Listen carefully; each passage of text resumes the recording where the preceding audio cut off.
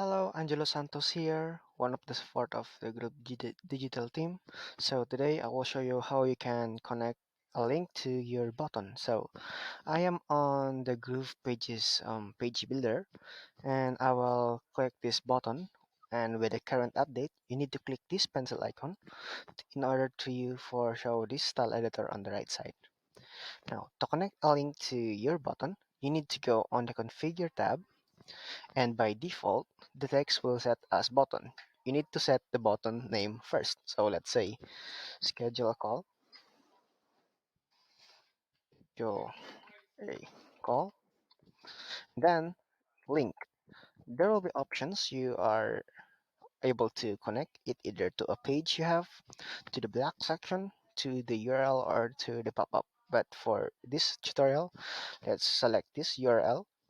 Then, in order for URL to work, you need to put a link that is HTTPS format. So let's just try to add Google.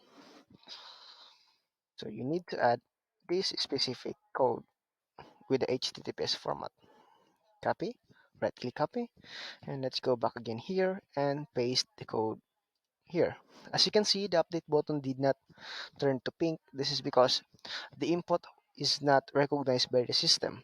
You need to enter, you need to hit the enter key or the arrow keys so that it will turn to pink. So I will hit the enter key, and as you can see, the update button turns to pink. Another way to turn the update button to pink is by the command paste or the control V on Windows. So if I put the combination of the control and V, you will see that the update button turns to pink, and you just need to hit update. All right. So it is saving the configuration we set on the um, button. So if you hover your